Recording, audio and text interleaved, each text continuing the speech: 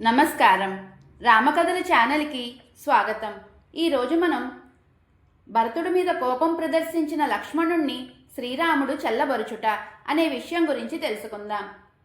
భరతుడి మీద కోపంతో ఊగిపోతున్న లక్ష్మణుణ్ణి శ్రీరాముడు శాంతపరిచి, నాయనా లక్ష్మణ, భరతుడు స్వయంగా ఎక్కడికి వస్తున్నప్పుడు మనకు ధనుర్బాణాలతో గాని ఖడ్గంతో గాని పని ఏమిటి? మన తండ్రి గారి మాట నిలపడానికి వనవాసమునకు వచ్చాము. ఇప్పుడు మన దగ్గరకు వచ్చిన భరతుణ్ణి చంపి లభించిన రాజ్యం మనకెందుకు?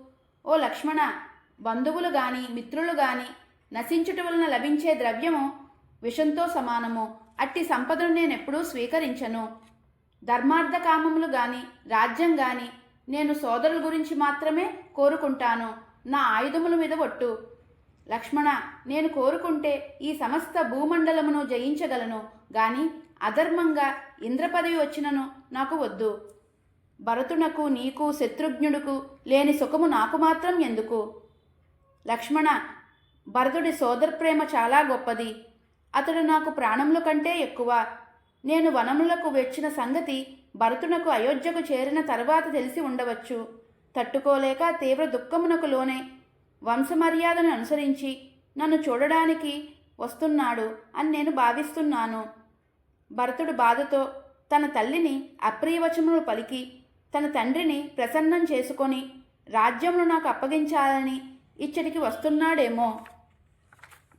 భరతుడు మనకు అపకారం చెయ్యాలని మనసులో కూడా అనుకోడు.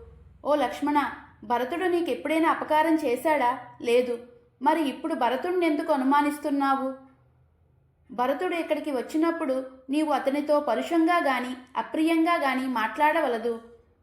రాజ్యం మీద ఆశతో నువ్వు ఈ విధంగా భరతుని గురించి పరుషంగా మాట్లాడుతున్నావు. నేను రాజ్యమును నీకు ఇవ్వమని భరతునితో చెప్పిన వెంటనే భరతుడు సరే అని నా మాటను పాటిస్తాడు.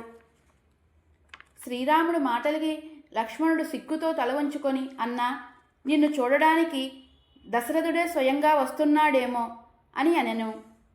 అప్పుడు రాముడు, లక్ష్మణ, మనం సుఖంలో పుట్టి పెరిగాము.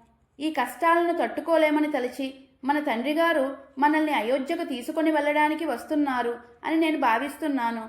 కనీసం సీతనైనా తీసుకొని వెళ్ళవచ్చు అని వారి భావన. లక్ష్మణ, ఆ సైన్య సమూహంలో తండ్రి గారి శ్వేతఛత్రం మాత్రం కనబడటలేదు. నాకు ఆ విషయమున సందేహంగా ఉంది. నువ్వు నా మాట విని చెట్టుపై నుండి కిందకు దిగుము అని చెప్పగానే లక్ష్మణుడు కిందకు దిగి రాముడి పక్కన నిలబడెను. అంతట భరతుడు సైన్యంతో మన వలన రాముడికి ఎటువంటి ఇబ్బంది కలగకూడదని చెప్పి రాముడి వద్దకు వెళ్ళడానికి సిద్ధపడెను. ఇది ఈరోజు కథ.